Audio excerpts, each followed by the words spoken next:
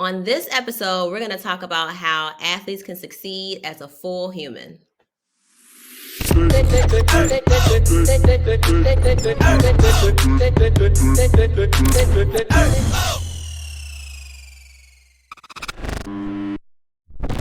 Welcome to another episode of Inside the League. I have with me a special guest today, Andre Charles, who has been putting on athletes for a long time and making sure they're actually successful. Thank you so much, Andre, for coming on.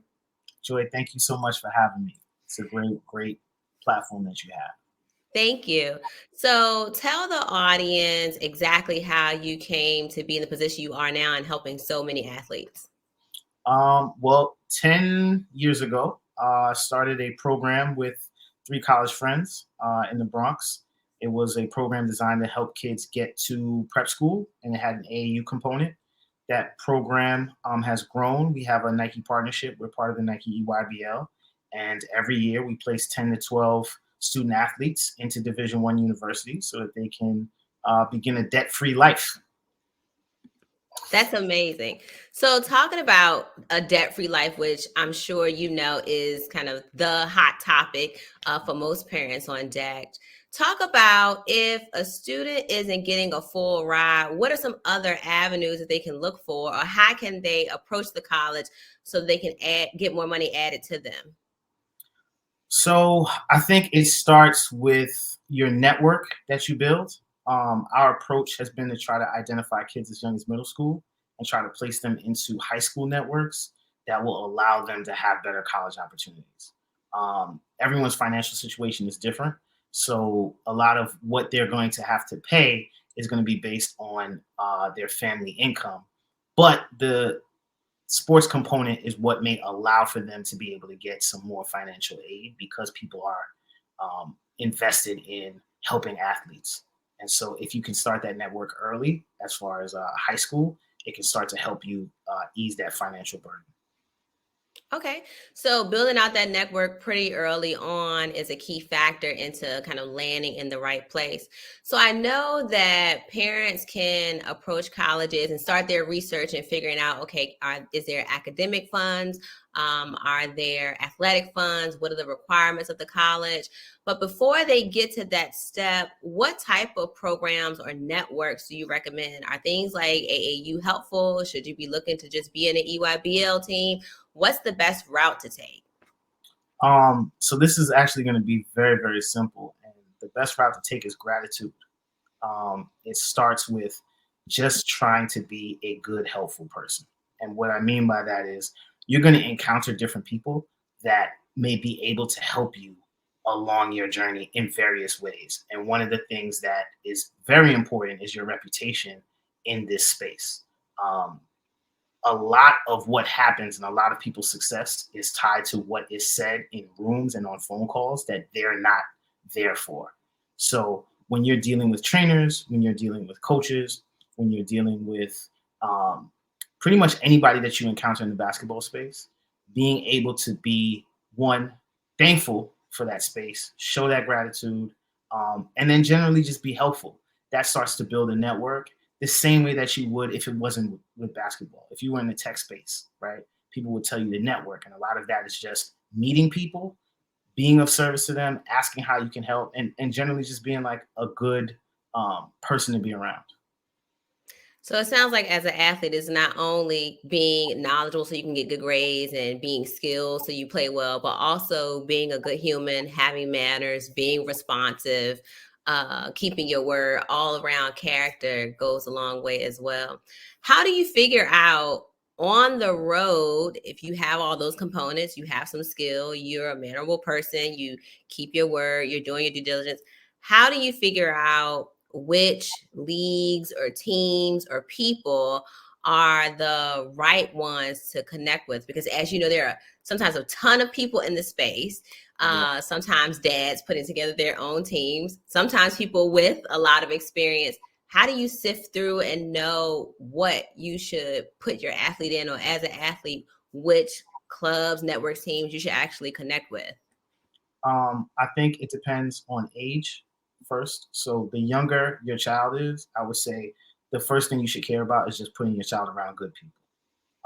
people that are invested in your child, people that whose lives, when you look at them, whose character, when you look at it, are reflections of what you want your child to be, so that your child can start to identify who good people are. They have tangible examples. These are also people that are going to play, roles in your child's life as your child develops. As you progress in your basketball journey and you start to have to make like tougher decisions, it becomes to me about track record. You want to be around people who have shown success at whatever it is that you're trying to achieve, whether it's trying to be placed in a good high school.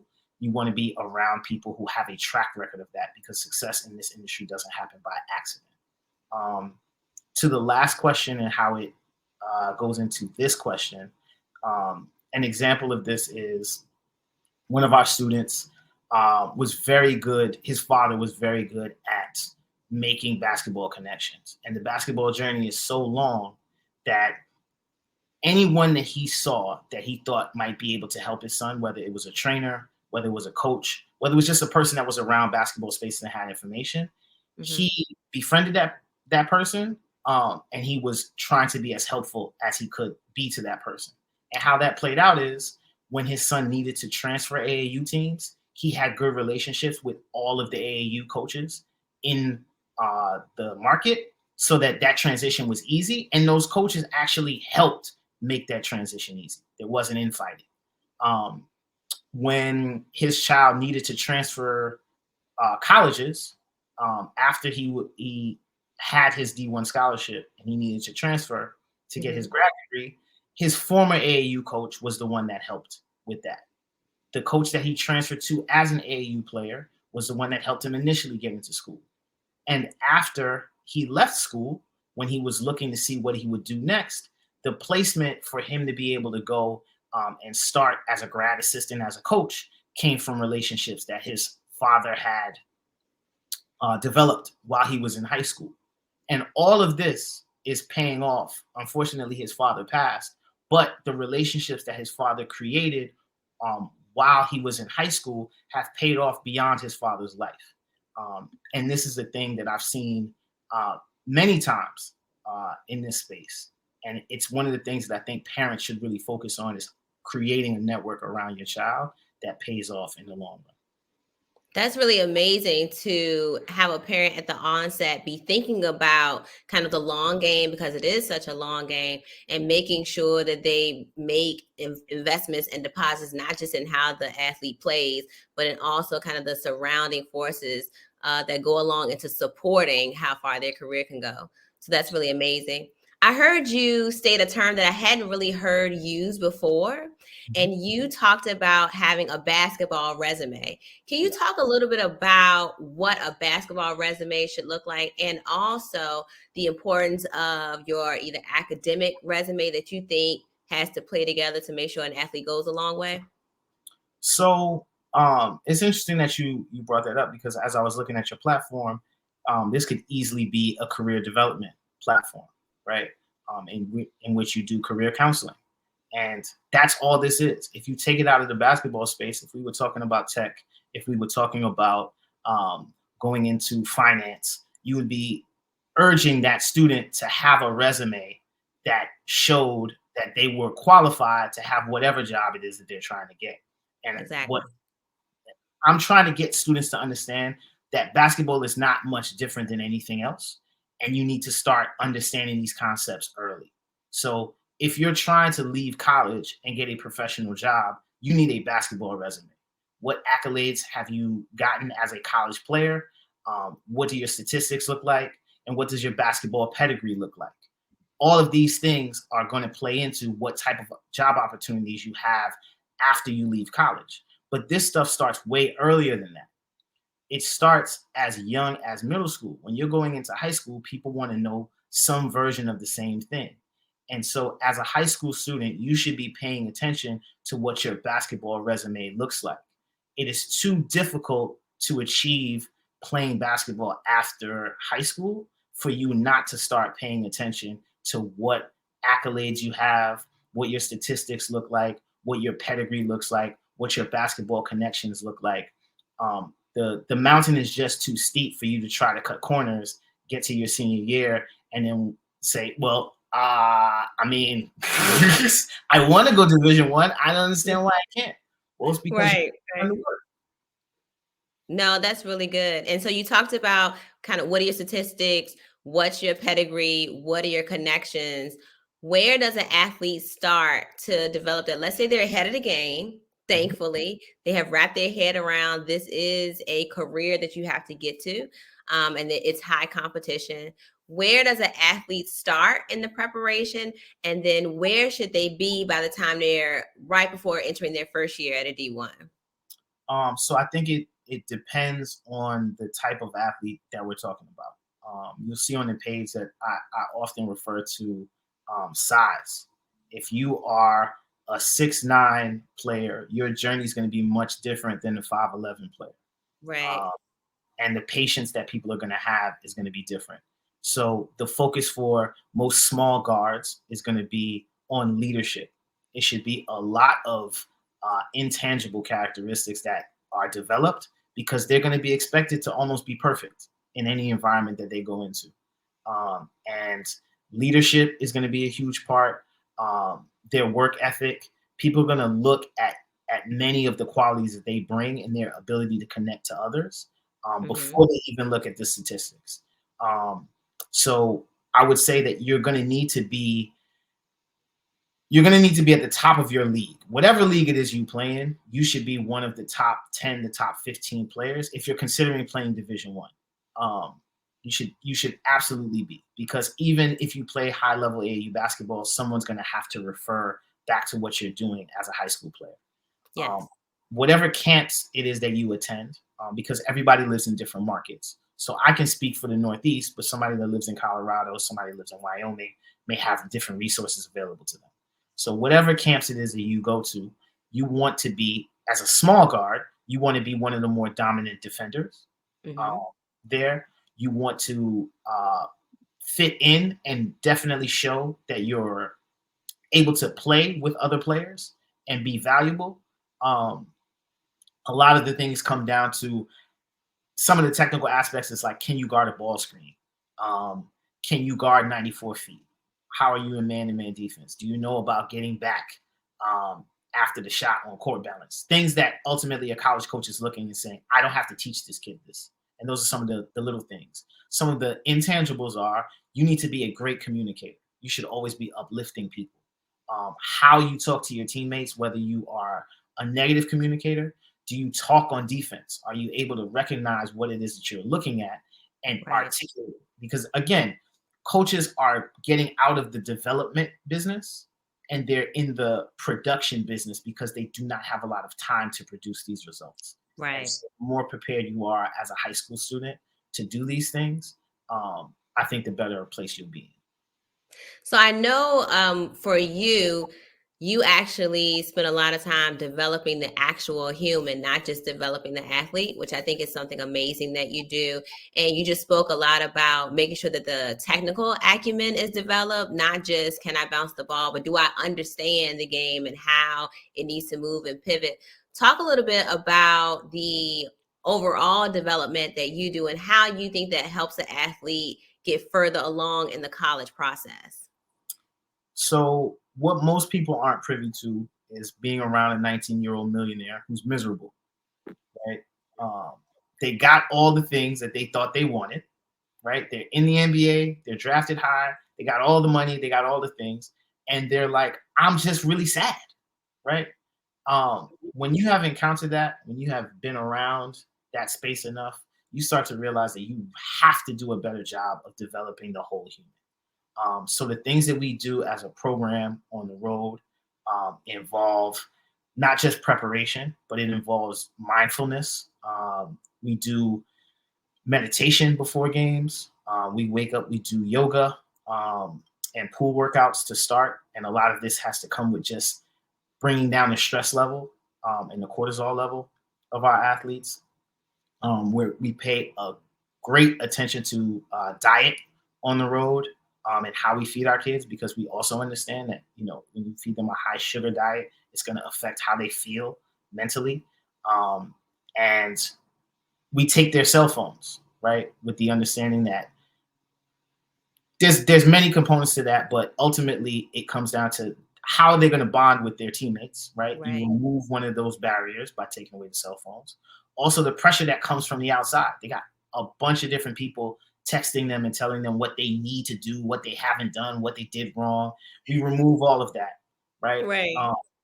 And so they're able to just be in the space. They can focus, and they don't have to worry about outside distractions.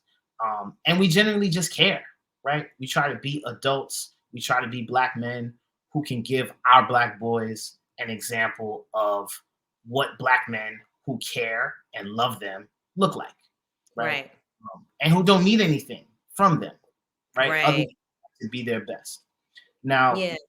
as far as production as a student athlete, like all of what I just said, how that plays in is we're preparing them to go into an environment that is not structured like that. Mhm. They're going to be employees at a job, and if they do not produce, then that connection that they form, whatever it is going to end.